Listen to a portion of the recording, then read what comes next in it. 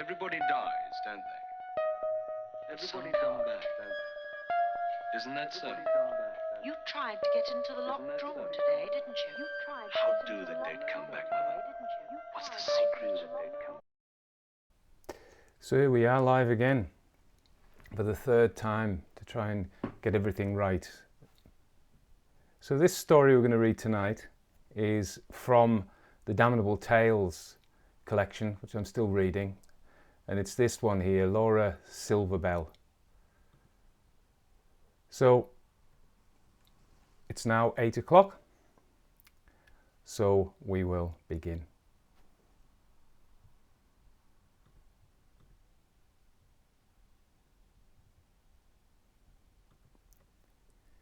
In the 5 Northumbrian counties, you will scarcely find so bleak, ugly, and yet in a savage way, so picturesque a moor as Dardale Moss.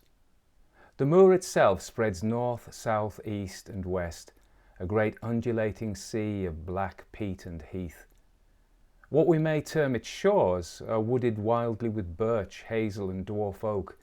No towering mountains surround it, but here and there you have a rocky knoll rising among the trees, and many a wooded promontory of the same pretty, because utterly wild, forest running out into its dark level. Habitations are thinly scattered in this barren territory, and a full mile away from the meanest was the stone cottage of Mother Carke. Let not my southern reader, who associates ideas of comfort with the term cottage, mistake. This thing is built of shingle with low walls. Its thatch is hollow, the peat smoke curls stingingly from its stunted chimney. It is worthy of its savage surroundings. The primitive neighbours remark that no rowan tree grows near, nor holly, nor bracken, and no horseshoe is nailed on the door. Not far from the birches and hazels that straggle about the rude wall of the little enclosure, on the contrary, they say, you may discover the broom and the ragwort in which witches mysteriously delight. But this is perhaps a scandal. Mal Carke was for many a year the sage femme of this wild domain. She has renounced practice, however, for some years, and now, under the rose, she dabbles. It is thought, in the black art, in which she has always been secretly skilled, tells fortunes, practices charms, and in popular esteem is little better than a witch. Mother Carke has been away to the town of Willesden to sell knit stockings, and is returning to her rude dwelling by Dardale Moss. To her right, as far away as the eye can reach, the moor stretches. The narrow track she has followed here tops a gentle upland, and at her left a sort of jungle of dwarf oak and brushwood approaches its edge. The sun is sinking blood red in the west. His disk has touched the broad black level of the moor, and his parting beams glare athwart the gaunt figure of the old beldam as she strides homeward, stick in hand, and bring into relief the folds of her mantle, which gleam like the draperies of a bronze image in the light of a fire. For a few moments, this light floods the air. Tree, gorse, rock, and bracken glare, and then it is out, and grey twilight over everything. All is still and sombre. At this hour, the simple traffic of the thinly peopled country is over, and nothing can be more solitary. From this jungle, nevertheless, through which the mists of evening are already creeping, she sees a gigantic man approaching her.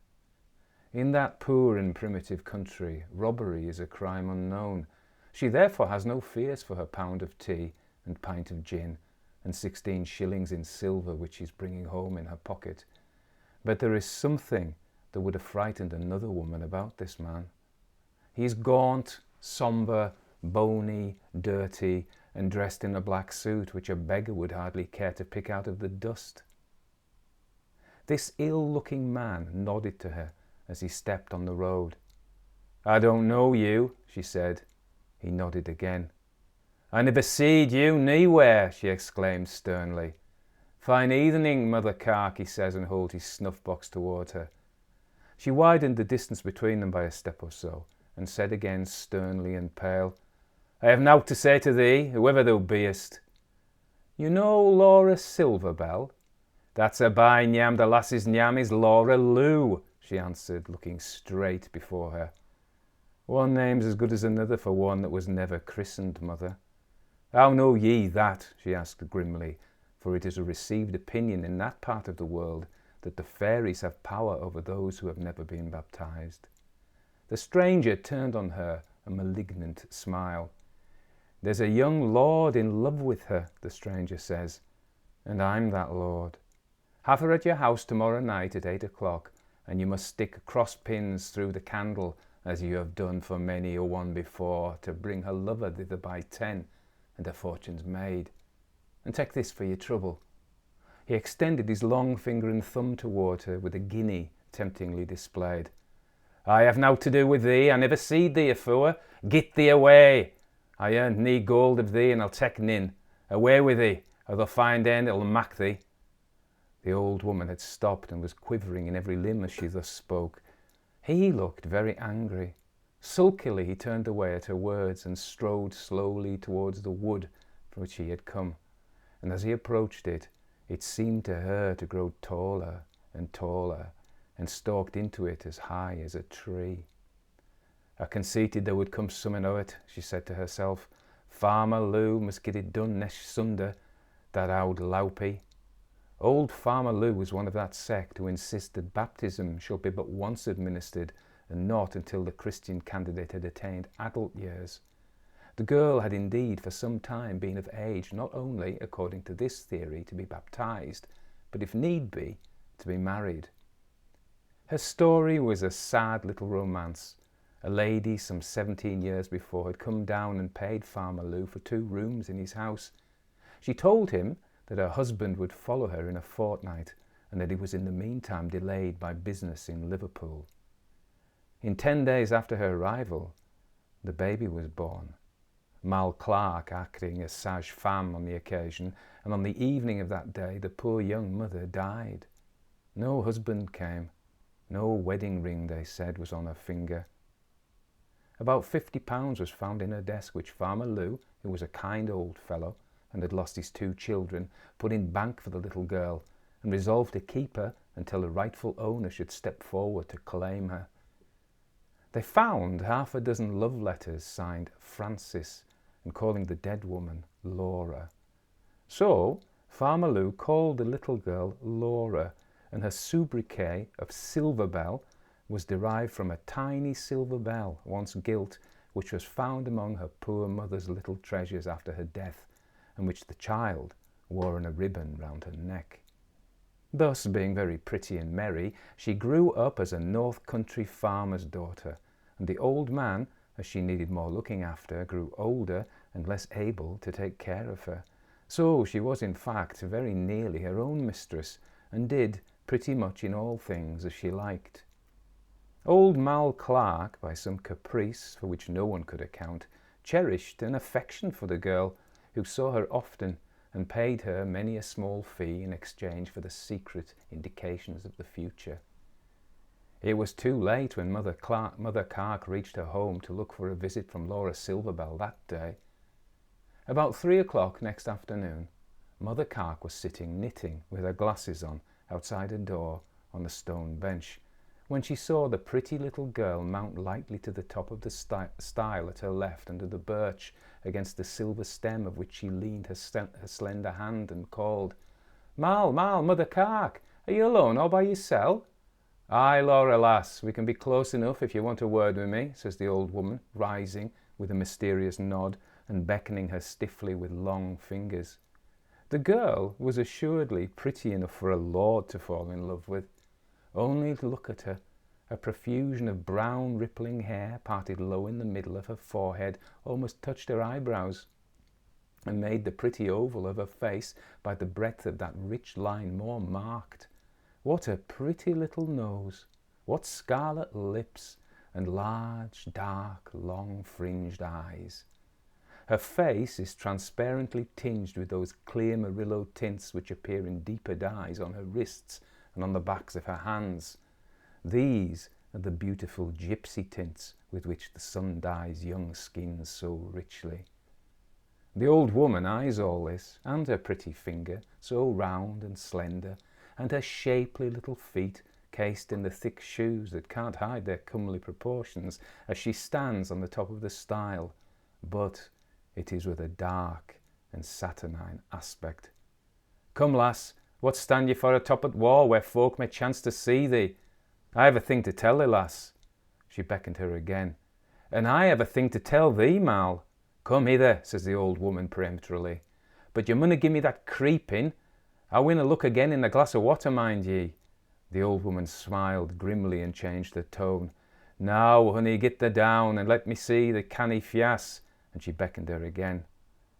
Laura Silverbell did get down and stepped lightly toward the door of the old woman's dwelling. "Take this," said the girl, unfolding a piece of bacon from her apron, "and I have a silver sixpence to give thee when I'm going away yam." They entered the dark kitchen of the cottage, and the old woman stood by the door lest their conference should be lighted on by surprise. "Afore you begin," said Mother Carke, I soften her patois, "I must tell you there's ill folk watching ye. What's old Farmer Lou about? He doesn't get the sir, the clergyman, to baptise thee. If he lets Sunday next pass, I'm afeard you'll never be sprinkled nor signed with the cross while there's a sky above us." "A goy," exclaims the girl, "who's looking after me?" A big black feller as high as the Kipples came out of the wood near Dead Man's Grike just after the sun went down yesterday evening. I know well what he was, for his feet never touched the road while he made as if he walked beside me, and he wanted to give me snuff first, and I wouldn't have that, and then he offered me a golden guinea, but I was no sick awpy, and to bring you here tonight and cross the candle with pins to call your lover in, and he said he's a great lord and in love with thee." "And you refused him?" "Well for thee I did, lass," says Mother Carke. "Why, it's every word true," cries the girl vehemently, starting to her feet, for she had seated herself on the great oak chest. "True, lass? Come, say what you mean," demanded Mal Carke with a dark and searching gaze. "Last night I was coming yam from the wake with old Farmer Dykes and his wife and his daughter Nell, and when we came to the stile I bid them good night and we parted." "And you came by the path alone in the night time, did ye?" exclaimed old Mal Clark sternly. "I wasn't afeard. I don't know why. The path yam leads down by the watters of old Haworth Castle." "I know it will, and a dowly path it is. You'll keep indoors o' nights for a while, or you'll rue it. What saw ye?" "No frighten, mother, nowt I was feared on. You heard a voice calling your name." "I heard nowt that was dow but the hully-hoo in the old castle waste," answered the pretty girl. "I heard nor seed nowt that's dow, but mickle that's canny and gladsome. I heard singing and laughing a long way off. I consated and I stopped a bit to listen. Then I walked on a step or two, and there, sure enough, in the pie-mag field under the castle walls, not 20 steps away, I seed a grand company, silks and satins, and men with velvet coats with gold lace striped over them, and ladies with necklaces that would dazzle ye, and fans as big as griddles, and powdered footmen like what the shirra had behind his coach, only these was 10 times as grand." "It was full moon last night," said the old woman. "So bright it would blind you to look at it," said the girl. "Never an ill sight but the devil finds a light," quoth the old woman. "There's a running brook there. You were at this side, and they at that. And did they try to make you cross over?" "Agoy did they. Nowt but civility and kindness, though, and you must let me tell it my own way. They was talking and laughing and eating and drinking out of long glasses and gold cups, seated on the grass, and music was playing, and I keeking behind a bush at all the grand doings, and up they gets to dance, and says a tall fella I hadn't seen before, 'You must step across and dance with a young lord that's fallen in love with thee,' and that's myself. And sure enough I keeked at him under my lashes, and a canny lad he is, and to my taste, though he be dressed in black, with sword and sash, velvet twice as fine as the sells in the shop at Golden Friars, and keeking at me again for the corners of his eyes. And the same fella telt me he was mad in love with me, and his father was there, and his sister, and they came all the way from Catstean Castle to see me that night, and that's the other side of Golden Friars. Come, lass, you know Mafflin, tell me true. What was he like? Was his face grimed with soot? A tall fellow with wild shoulders and looked like an ill thing, with black clothes, maced in rags. His face was long, but well favoured, and darker than a gypsy, and his clothes were black and grand and made of velvet, and he said he was the young lord himself, and he looked like it. That'll be the same feller I seed at Deadman's Grike, said Mal Clark, with an anxious frown.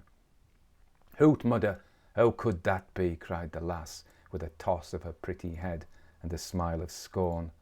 But the fortune-teller made no answer, and the girl went on with her story. When they began to dance, continued Laura Silverbell, he urged me again, but I wouldn't step over. 'Twas partly pride, 'cause I wasn't dressed fine enough, and partly contrariness or something, but gar I wouldn't, not a foot. No, but I more than a half wished it at the time. Well for thee, thou didn't cross the brook. Hoity-toity, why not? Keep at home after nightfall, and don't you be walking by yourself by daylight on any light, lang, lonesome ways till after you're baptized, said Mal Clark. I'm like to be married first. Take care that marriage won't hang in the bell rub, said Mother Cark. Leave me alone for that. The young lord said he was maist daft in love with me. He wanted to give me a canny ring with a beautiful stone in it, but drat it, I was sick and hopping, I wouldn't tack it, and he a young lord. Lord, indeed, are you daft or dreaming? Those fine folk, what were they? I'll tell you, dobbies and fairies, and if you don't do as you're bid, they'll take ye, and you'll never get out of their hands again while grass grows, said the old woman grimly. Od white it, replies the girl impatiently. Who's daft or dreaming now? I'd been dead with fear if it was any such thing. It couldn't be. All was so lovesome and bonny and shapely. Well, and what do you want of me, lass? Asked the old woman sharply. I want to know, here's a sixpence, what I should do, said the young lass. 'Twould be a pity to lose such a marrow, eh? Say your prayers, lass, I can't help you, says the old woman darkly. If you go with the people, you'll never come back. You mustn't talk with them, nor eat with them, nor drink with them, nor take a pin's worth by way of gift fra them. Mark well what I say, or you're lost. The girl looked down, plainly much vexed. The old woman stared at her with a mysterious frown steadily for a few seconds. Tell me, lass, and tell me true, are you in love with that lad? What for should I, said the girl with a careless toss of her head and blushing up to her very temples. I see how it is, said the old woman with a groan, and repeated the words, sadly thinking, and walked out of the wood, out of the door a step or two, and looked jealously round. The lass is witched, the lass is witched. Did you see him since? Asked Mother Cark, returning. The girl was still embarrassed, and now she spoke in a lower tone and seemed subdued. I thought I seed him as I came here, walking beside me among the trees, but I can say it was only the trees themselves that looked like rinning one behind the other as I walked on. I can tell thee nowt, lass, but what I tell't thee afore, answered the old woman peremptorily. Get ye hame, and don't delay on the way, and say your prayers as ye ga, and let none but good thoughts come nigh ye, and never put a foot outside the doorstone again till you go to be christened, and get that done Sunday next. And with this charge, given with grisly earnestness, she saw her over the stile and stood upon it, watching her retreat until the trees quite hid her and the path from view.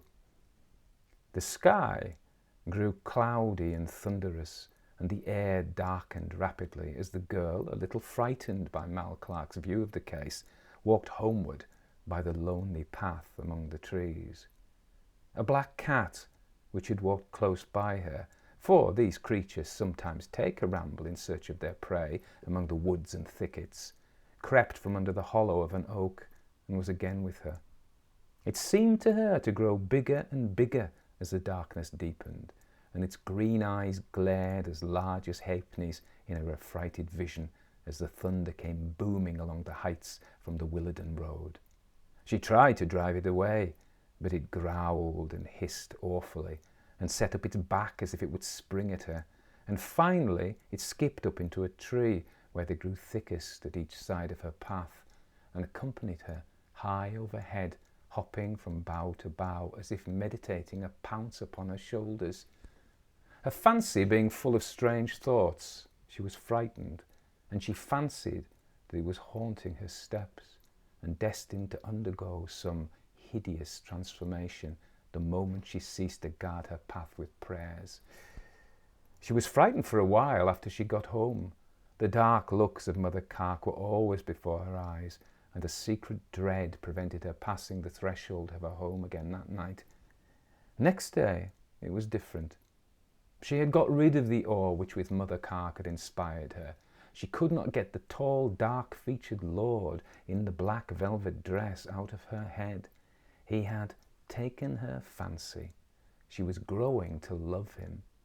She could think of nothing else. Bessie Hennock, a neighbour's daughter, came to see her that day and proposed a walk towards the ruins of Haworth Castle to gather bleaberries. So off the two girls went together. In the thicket, along the slopes near the ivied walls of Haworth Castle, the companions began to fill their baskets. Hours passed. The sun was sinking near the west, and Laura Silverbell had not come home.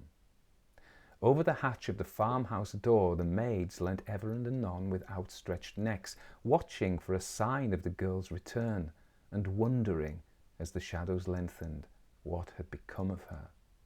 At last, just as the rosy sunset gilding began to overspread the landscape, Bessie Hennock, weeping into her apron, made her appearance without her companion.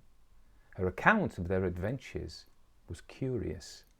I will relate the substance of it more connectedly than her agitation would allow her to give it, and without the disguise of the rude Northumbrian dialect. The girl said that as they got along together among the brambles that grow beside the brook that bounds the Pymag field, she on a sudden saw a very tall, big-boned man with an ill-favoured, smirched face, and dressed in worn and rusty black, standing at the other side of a little stream.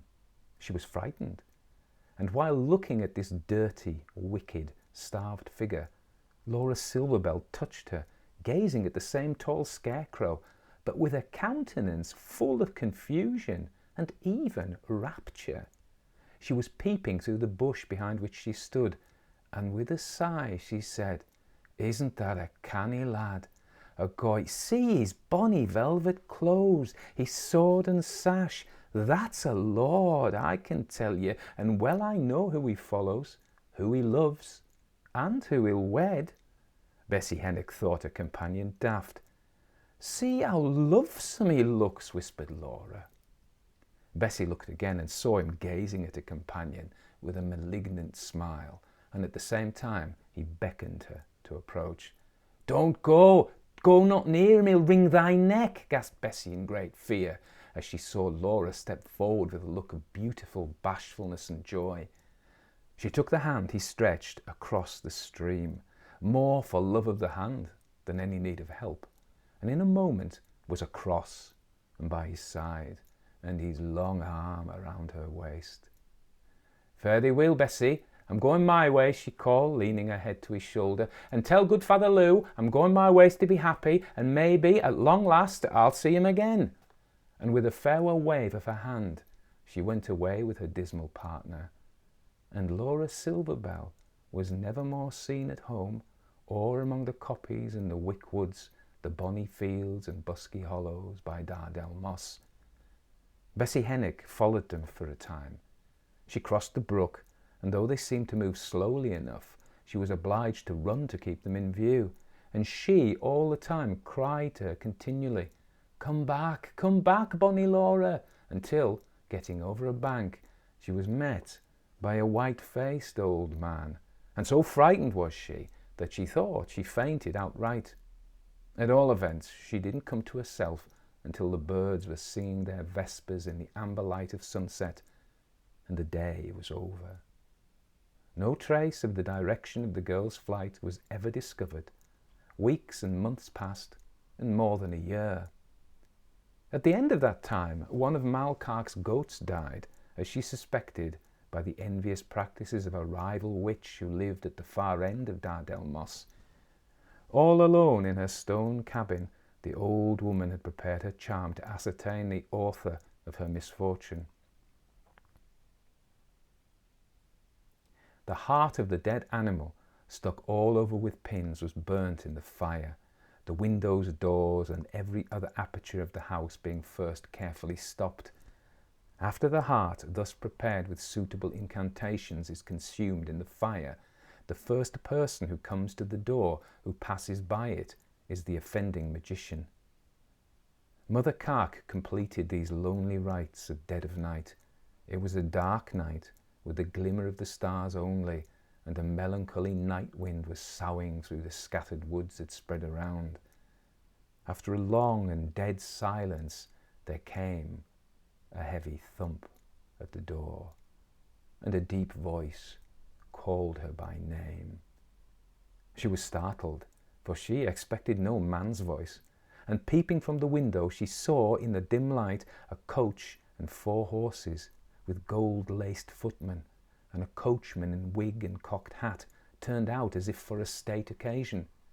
She unbarred the door, and a tall gentleman dressed in black, waiting at the threshold, entreated her, as the only sage-femme within reach, to come in the coach and attend Lady Lairdale, who was about to give birth to a baby, promising her handsome payment. Lady Lairdale? She'd never heard of her. How far away is it? 12 miles on the old road to Golden Friars. Her avarice is roused, and she steps into the coach. The footman claps to the door, the glass jingles with the sound of a laugh. The tall, dark-faced gentleman in black is seated opposite. They're driving at a furious pace. They have turned out of the road into a narrow one, dark with thicker and loftier forest than she was accustomed to. She grows anxious, for she knows every road and bypath in the country round, and she's never seen this one. He encourages her. The moon has risen above the edge of the horizon, and she sees a noble old castle.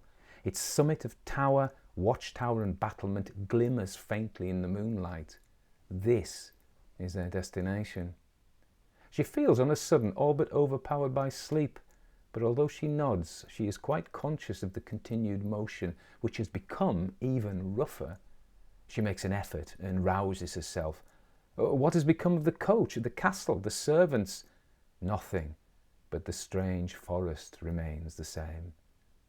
She is jolting along on a rude hurdle, seated on rushes, and a tall, big-boned man in rags sits in front, kicking with his heel the ill-favoured beast that pulls them along, every bone of which sticks out, and holding the halter which serves for reins.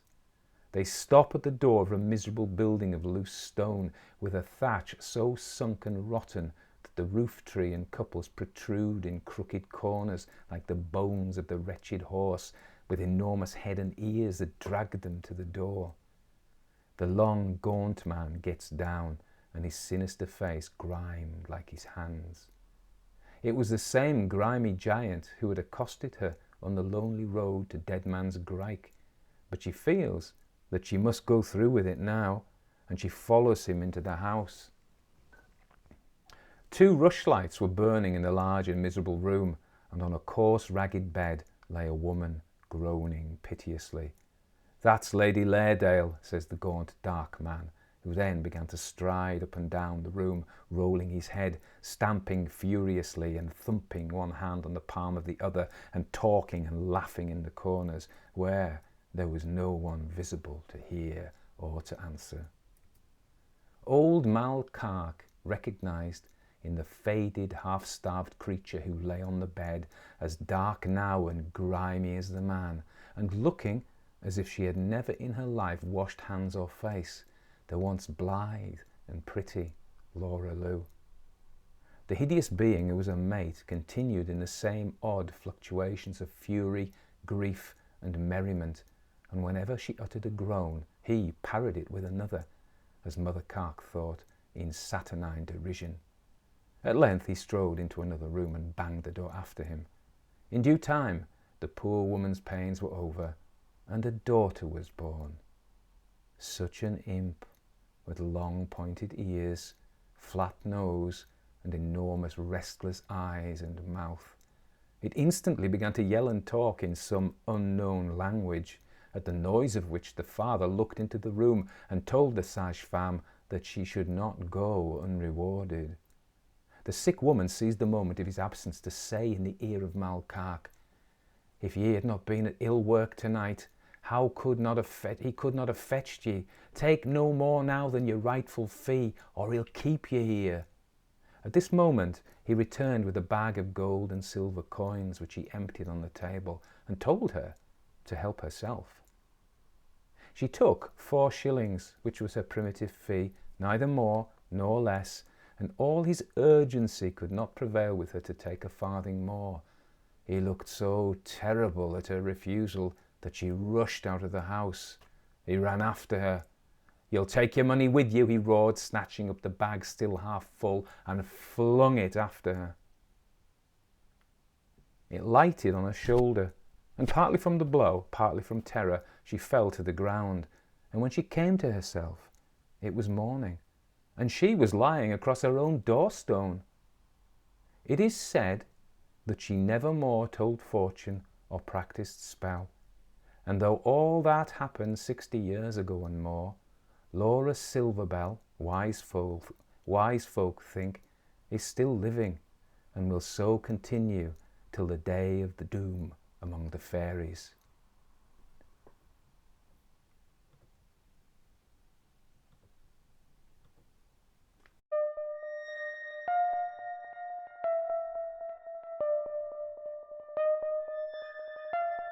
Everybody dies, don't they?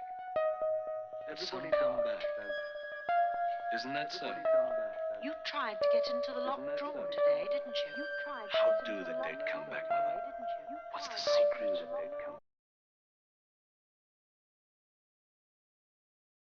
Book because of the illustrations, because it's great actually. The illustrations are really good. I hope you can see this. There we are. So some of that dialect was rather challenging, even for me. So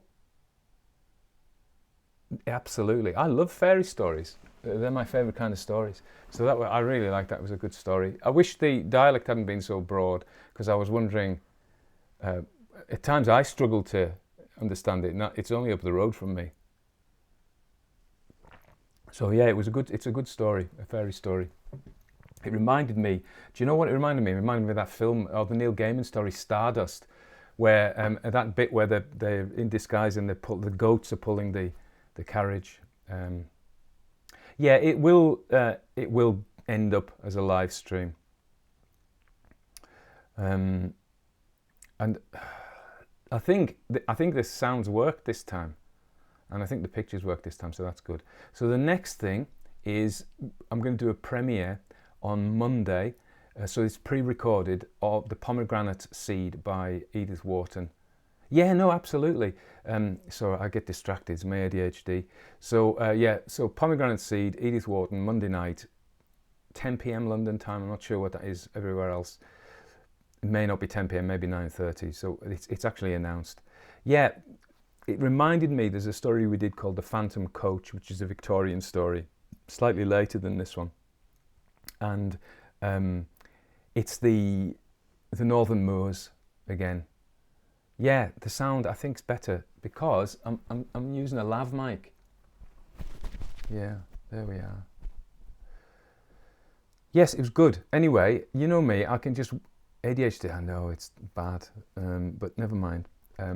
So yeah, that's it. I'm just gonna witter on now. So we've got a premiere. I'm going to do just a question and answer, because the problem I have when I'm reading is I can't see I can't see the comments and I can't reply to them. So I figure if we do one whereby there's a bit more toing and froing, that will be better. Antonia Barber, I don't think I know that one. But yeah, fairy stories. I even thought of doing a separate fairy story. Yeah, yeah. Yeah, yeah, yeah. Technically the sound is better. Yeah, okay. Anyway, I'm going to go. Thank you all for turning up. Oh, we haven't seen... He's here. Jack is here. Come on, focus on Jack. I've got to put him in front of my face before the camera will focus on him. There he is. Yeah, he's just keeping me company. There we go. Yes, yes, yes, all of those. Edith Wharton, Neil Gaiman, absolutely. Okay. Right, that's it. Okay, guys, see you. I'll be around. Premiere on Monday, all right? Yeah, the Pyramid one. Yeah, another. It's from this same book. So I'll do some credits actually before I go. So this is the book they're drawn from. It's actually sold out at the moment, but I think they'll probably reprint. And the music, of course, is from Witch Phase 4. And that's a link by the Heartwood Institute. And they give me permission, which I'm very grateful for. Yeah, anyway, okay, great. Bye, everybody, because I can just go on forever, so I won't. Bye-bye.